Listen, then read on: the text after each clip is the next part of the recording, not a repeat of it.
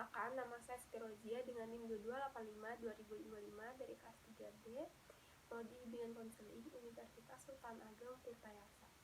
Baik, di sini saya akan menjelaskan tentang konsep anak dengan hambatan pendengaran atau biasa kita kenal dengan tunarungu. Nah, jadi anak dengan hambatan pendengaran atau tunarungu ini merupakan anak yang kehilangan kemampuannya untuk mendengar secara sebagian maupun keseluruhan. Nah, berbicara tentang definisi anak tunarungu ini, salah satu ahli mengemukakan bahwa anak tunarungu ini adalah seorang yang kurang atau tidak mampu untuk mendengar suara. Tunarungu di sini terbagi dua. Yang pertama itu ada tuli atau deaf, yang kedua itu ada kurang dengar atau hard of hearing.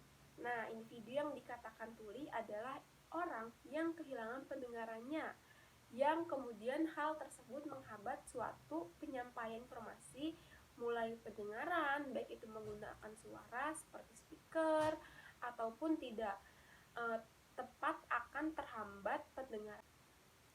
Dari beberapa definisi yang telah saya sebutkan, kita bisa simpulkan bahwa anak tunarungu ini adalah anak yang memiliki gangguan dalam pendengarannya sehingga tidak dapat menangkap informasi sebagian bahkan keseluruhan.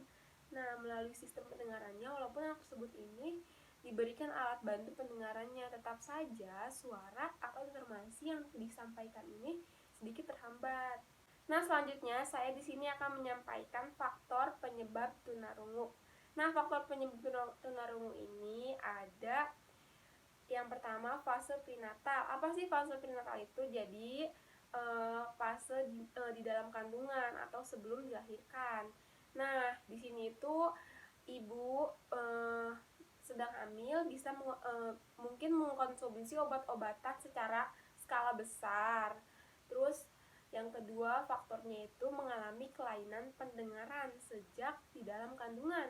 Yang ketiga penyakit campak. Yang keempat yaitu keturunan dari keluarga yang mengalami penyakit cacar air. Terus yang terakhir yaitu ada kekurangan oksigen selama di dalam kandungan.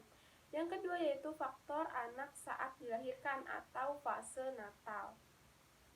Terus yang ketiga yaitu faktor resus dari ibu dan anak yang sedarah atau sejenis. Nah, yang pertama di sini ada anak yang lahir secara prematur. Nah, yang kedua di sini ada proses kelahiran anak yang sangat lama. Yang ketiga yaitu ada anak yang dilahirkan dengan bantuan alat bantu tang. Nah, selanjutnya di sini ada faktor setelah anak itu dilahirkan atau postnatal. Nah, yang pertama di sini ada infeksi yang terjadi karena dalam saluran pendengaran. Yang kedua di situ penyakit meningitis atau peradangan selaput otak. Yang ketiga mengalami otitis media yang kronis. Yang empat, tunarungu ini yang terjadi karena keturunan. Dan yang terakhir bisa jadi tunarungu ini akibat dari infeksi dalam alat pernafasan seperti itu. Baik, selanjutnya yaitu ada layanan pendidikan untuk anak tunarungu. Nah, layanan yang tepat untuk anak dengan hambatan pendengaran yaitu dengan sekolah inklusi dong pastinya ya.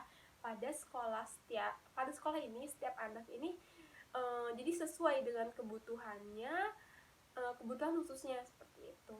Jadi ditinjau dari segi pendidikan, menjelaskan anak tunarungu ini dengan ciri slight losses, kemampuan mendengar lebih baik karena berada pada garis batas antara pendengaran normal dan pendengaran taraf ringan seperti itu. Nah, anak tunarungu ini atau slight glosses tidak mengalami kesulitan dalam memahami pembicaraan dan dapat mengikuti pendidikan di sekolah biasa.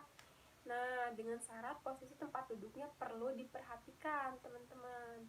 Jadi terutama harus dekat dengan guru. Nah, tunarungu severe losses adalah anak yang kesulitan membedakan suara dan tidak memiliki kesadaran bahwa benda-benda di sekitar kita mengalami atau memiliki getaran yang sama seperti itu. Selanjutnya yaitu ada tunarungu profoundly losses adalah tunarungu atau kemampuan mendengarnya pada jarak 1 inci, sehingga diperlukan alat bantu agar berkomunikasinya lancar seperti itu. Nah, bisa juga dengan cara adanya fasilitas khusus dengan menggunakan layanan pendidikan khusus program PKPBI. Nah, apa sih PKPBI itu? Yaitu pengembangan komunikasi persepsi bunyi dan irama seperti itu. Nah, yang merupakan hal ini latihan memahami bunyi agar sisa-sisa pendengarannya ini mampu dimaksimalkan dengan baik. Nah, tujuannya ini agar peserta didik mampu atau terhindar dari cara hidup yang semata-mata bergantung pada daya penglihatan saja, sehingga cara hidupnya lebih mendekati anak normal. Seperti itu, teman-teman. Pembelajaran anak tunarungu memiliki keterbatasan dalam pendengarannya, sehingga anak tersebut ini dalam berkomunikasi harus menggunakan bahasa isyarat di sekolah. Untuk tunarungu mendapatkan bina wicara agar dapat berkomunikasi dengan baik. Lalu mengenai anak tunarungu ini sendiri, dalam kelas 1 ini dibedakan menjadi 2, yaitu tunarungu ringan dan tunarungu berat. Nah, anak tunarungu bisa berkonsentrasi dan cepat memahami kejadian yang sudah dialaminya dan bersifat konkret, bukan hanya hal yang diverbalkan saja. Anak tunarungu ini membutuhkan metode yang tepat untuk meningkatkan kemampuan berbahasanya, yaitu metode yang dapat menampilkan konkretan sesuai dengan apa yang dialaminya. Nah, metode pembelajaran ini untuk anak tunarungu ini haruslah yang kaya akan bahasa konkret dan tidak membiarkan anak untuk berfantasi mengenai hal-hal yang tidak kita ketahui gitu. Anak tunarungu ini harus mendapatkan penanganan secara tepat dengan menggunakan metode yang sesuai dengan karakteristik yang dimiliki. Nah, solusi cara mengajar anak dengan hambatan pendengaran ini yaitu dapat melalui media pembelajaran dengan menunjukkan foto-foto, menunjukkan video, kartu huruf, kartu kalimat, anatomi telinga, miniatur benda, lalu finger alfabet, model telinga, torso setengah badan, puzzle segitiga, menara gelang, dan lain-lain, dan masih banyak lagi, teman-teman. Jadi anak tunarungu ini memiliki keterbatasan dalam berbicara dan mendengar. Nah, memerlukan media pembelajaran berupa visual, teman-teman. Baik, layanan masyarakat bagi anak dengan hambatan pendengaran atau tunarungu. Nah, anak dengan hambatan pendengaran tunarungu ini jika di masyarakat bisa memberi layanan seperti pada anak normal lainnya. Maksud anak normal lainnya tuh jangan membedakan anak tunarungu dengan anak normal gitu. Jangan kayak rasis, jangan kayak dikatain ataupun seperti dibully dan lainnya gitu.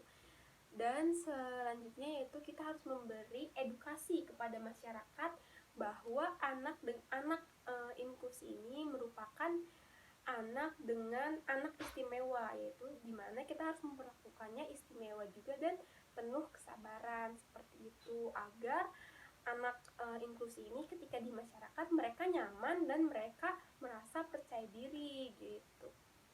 Mungkin itu saja yang bisa saya sampaikan, kurang lebihnya